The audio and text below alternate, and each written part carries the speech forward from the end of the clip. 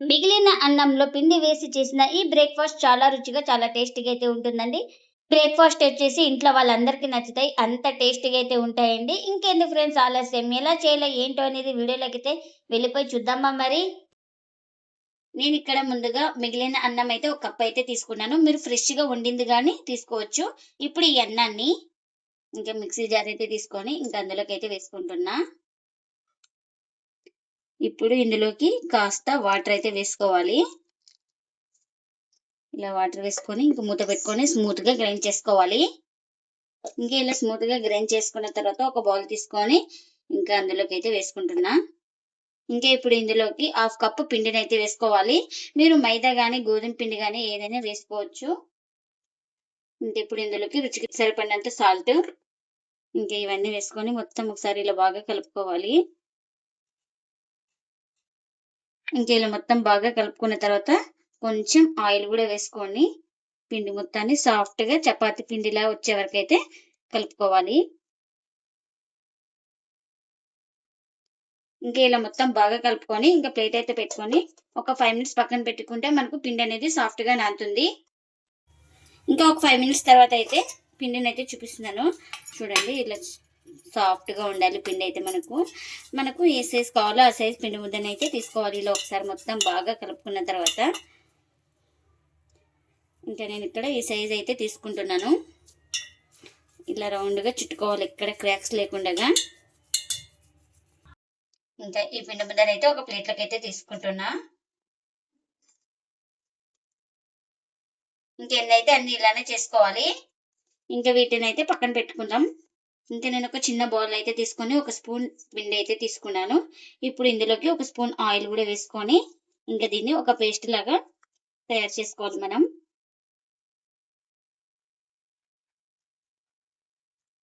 చూడండి ఇంకా ఇలా పేస్ట్ లాగా తయారు చేసుకున్న తర్వాత ఇంకా దీన్ని పక్కన పెట్టుకుందాం. ఇంకా మనం ఏ దాని మీద చేస్తున్నామో ఇంకా దానికి కాస్త ఆయిల్ అయితే అప్లై చేసుకోవాలి. ఇలా ఆయిల్ అయితే అప్లై చేసుకొని ఒక పిండి ముద్దను తీసుకొని ఇలా లైట్‌గా ఇలా ప్రెస్ చేసుకోవాలి. ఇంకా ఇప్పుడు కర్రకు కూడా కాస్త ఆయిల్ అయితే రుద్దుకొని ఇంకా వీలైనంత పల్చాగా రుద్దుకోవాలి ఈ పరోటాని.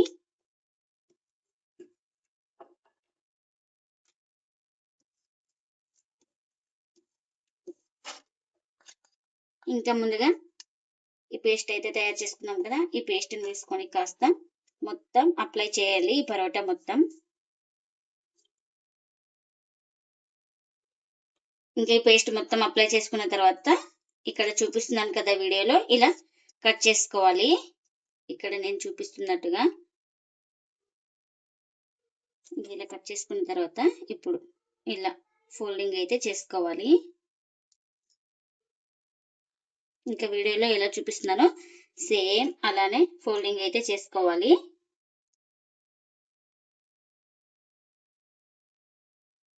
ఇంకా ఇలా ఎన్నైతే అన్ని మొత్తం ఇలానే చేసుకోవాలి. ఇంకా ఇప్పుడు ఇలా రుద్దుకోవాలి. ఇలా చేసుకున్న తర్వాత ఒక పిండి ముద్దనైతే తీసుకొని ఇలా మనకు రుద్దుకోవాలి.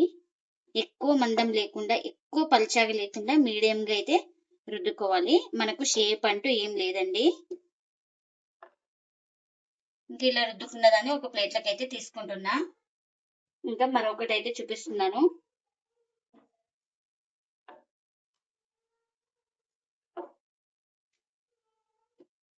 పరోటాలు చాలా రుచిగా, చాలా టేస్టీగా అయితే ఉంటాయండి.